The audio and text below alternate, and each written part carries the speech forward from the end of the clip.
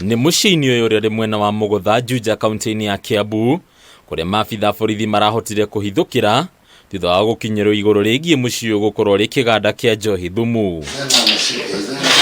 Mugururi uyu uri urakuruhanirie borithi cia uthuthuria, maabitha borithi cia wathani wa matura, ruhonge rwa KRA na ruhonge rwa KEBS uratigireire maabitha aya mahithukia njohi na indo ingi iria irerikana gukorwo iri cia muigana wa ciringi 600,000. Mkiangalia huko juu mnaona hiyo mabati imewekwa, hiyo ni ya kufunika wale neighbors wasione ile kitu inafanyika hapa ndani, na mkiangalia pande ile mnaona ngazi ambayo imewekwa ya kutoroka in case kama askari wakinja hapa ama kama iko watu wamekunja watu sababu wanafanya biashara ambayo si halali wanatorokea hapo. Kuringana na county commander wa Kiambu Muchangi Kioi, ekwirwo eri nio marahotire gwikio ngono gukungia tatu aria ni hamwe na mwene mucii uyu makihota gwithara. Niseme kwa wananchi wanjiadhari sana kwa hizi pombe wananunua, kwa hizi wanaita makali.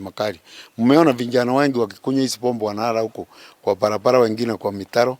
Ni sababu pombe kama hizi ni haramu na ndio inapoteza watu macho. Kioi ni agwetete ugwati munene uri uri guku kuna thondekia njohi ino thumu makoretwo makirogota cuba cia njohi itiganite na gwikira njohi ino ya gwithondekera kuria koretwo kienderio muingi makiria irabu-ini iria iri mwena wa bypass iri nginyagia na stika cia ruhonge rwa KRA. Pombe inatengenezwa hapo haramu ambaye ni aina ya Aquila na wakapata 35 cartons. Iko ingine inaitwa Triple X wakapata 4 cartons. Iko ingine inaitwa Kibao Vodka wakapata carton moja. Wakapata ingine inaitwa Kenya Colic 14 bottles, hiyo ni chupa 14.